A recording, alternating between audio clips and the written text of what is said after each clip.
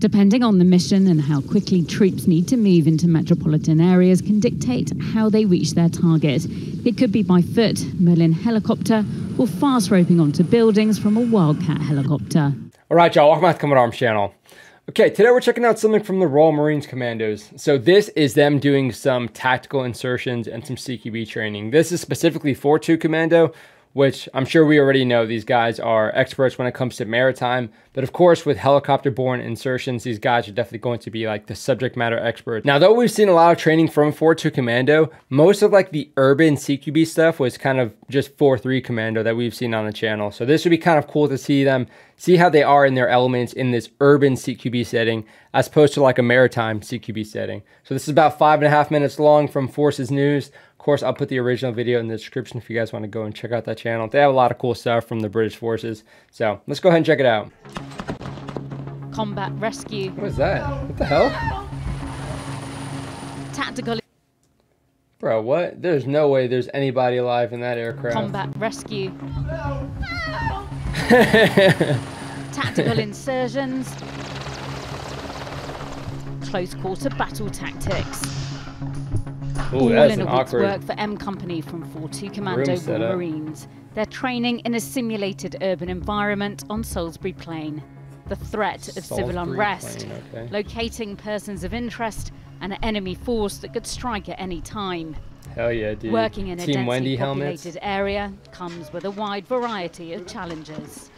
There's lots of I bet these guys are so accustomed to wearing their like maritime bump helmets, like having to wear a ballistic helmet feels probably kind of weird. And I'm sure with the background that Royal Marines have in general, like they don't really care to wear a little bit extra weight on their head. But yeah, I'm sure a lot of them are like, yeah, can we just rock our bump helmets since they're already kind of set up? Different moving parts that you have to juggle at the same time, particularly in an urban area, just in terms of the tactical scenario as well. There's many more places for the enemy to hide. There's many more threats that you need to cover. You're thinking about bombs on the cars. The exerciser troops have to focus on what we call their 5s and 20s, so their 5 metre spacings, they're 20 metre out in front of them. And 5s and 20s, damn, I haven't heard that in a long time. So I noticed they're rocking their SA-80s. I still don't know the actual nomenclature for this one specifically. It looks like SA-80A2. I was trying to look up the actual nomenclature real quick, and then I see an article that the Royal Marines lost a rifle at Dartmoor. I mean, it happens all the time in the U.S. Marines and the Army, to be honest. So that's kind of funny. But yeah, I thought for the most part these guys were kind of rocking the shorts M4s, the C7, C8. I think it's a C7. Yeah, I thought these guys would still be rocking that. I mean, we saw that a lot with 4-3 Commando, but I thought 4-2 Commando had those as well. Out in front of them, and so they can quickly scan and identify any threats that could impact them on their patrol in or outside the building. Depending on the mission and how quickly troops need to move into metropolitan areas can dictate how they reach their target. It could be by foot, Merlin helicopter, or fast roping onto buildings from a Wildcat helicopter. Damn. We're jumping. Okay, hold on. Wildcat helicopter. Or fast. Man, this looks like fun for everybody, even the pilots. But I've done a lot of fast roping. I went through a course specifically to learn how to set up and conduct fast rope operations out of a few different aircraft. But I gotta say, doing it when it comes to like actually dropping people onto a roof or even dropping people onto a ship, it's just so much more fun than just like dropping on an LZ, like a landing zone. Even if it's just like a 60, 70 foot fast rope, that's cool and all, but like nothing beats just like a short fast rope like this, just trying to get people out really quickly, especially as a person controlling them actually getting out onto the rope. Man, it's just so much more fun to actually see the target area like right here. Fast roping onto buildings from a Wildcat helicopter. We're jumping, we're grabbing onto the rope and going down. For the pilots, they're the ones controlling where you're going, where the ropes land. So that is the real consideration for them. Obviously for us, it means that we have to be much more acute. Like how much it's moving. So yeah, in training, you'll also have somebody anchor the rope, so it's not like doing this as much. But that's a little bit more pertinent out of an Osprey because that thing will come out at like a 45-degree angle. But it is kind of funny to see this thing whipping around so much. Of what happens, and lads are trained to stop halfway down if the rope was to go off and do what we call a make fast and make sure they can at least be attached to the helo, not fall to the ground. What happens? Yeah, I was wondering like why it was moving around so much. So generally speaking, you'll have different lengths of fast ropes. You'll have longer ones for like maritime rappels. Yeah, so generally, I was wondering why this was moving around so much, but I think it's just because they're actually pulling the rope back up. These ropes are pretty freaking heavy. I mean, they're a thick rope, and usually ours are like 90 or 120 feet long. So yeah, they're pretty hefty. I think they're just pulling this one up. I was like, damn, someone's gonna fast rope and start going over the edge. And lads are trained to stop halfway down if the rope was to go off and do what we call a make fast, and make sure they can at least be attached to the helo, not fall to the ground, even if the rope has gone off the building. Yeah, like a brake or something. Yeah, we focus got top of this brakes. We didn't training practice. is casualty evacuation. It could be civilian or military personnel. And depending on the location of the rescue, in a built-up town or city, there's a lot to contend with, which is why M Company are tested in many different ways.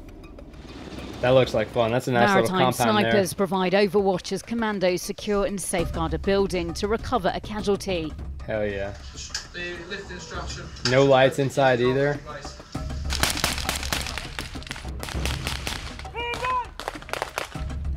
Next up, a helicopter crash that leaves pilots and civilians in need of rescue in a residential area where there's a prolific enemy force. I wonder what... Oh, he's got an M4 style with a EO tech right there. Yeah, I wonder what kind of injuries are actually simulating with this helicopter crash. Because being in a helicopter crash myself, for the most part, it wasn't this bad, luckily. I mean, this thing is like on fire. But I wonder if they had like burn wounds, if they had like broken backs and stuff. I mean, that's kind of like the most common. But yeah, and just general dings and stuff. But it's just... This is some gnarly terrain to have to move anybody through. So hopefully they don't have to put them on like a skidco and start dragging them through. In a residential area where there's a prolific enemy force. What are they getting hit by? Like simulated.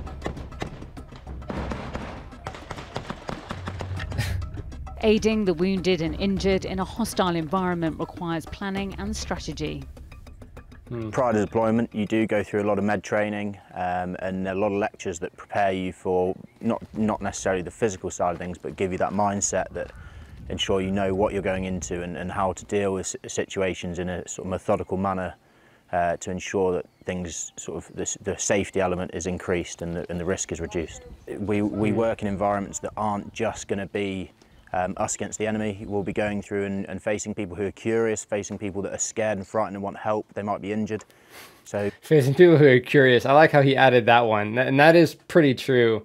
Like when you are dealing with any sort of urban setting, of course there's a big possibility that there's like occupants or just residents kind of floating around, and a lot of them would just try and see what's going on. But if you're trying to actively find out if there's any threats, or if you're actively engaging any threats, you need to use a lot more discretion in how you kind of deal with the people around you. Being able to sort of turn your hand to anything just means that we can adapt and look after civilian populations, but also be prepared to deal with any threats that might be in the environment.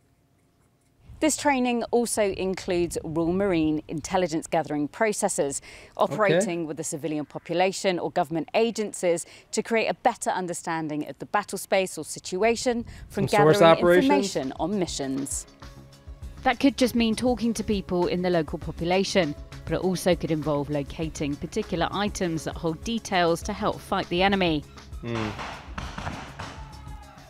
Here they're looking for valuable information in a building at night, which involves room clearances and searches. Okay, so sensitive site exploitation is what it kind of sounds like. Just searching for anything that might be helpful, any intelligence.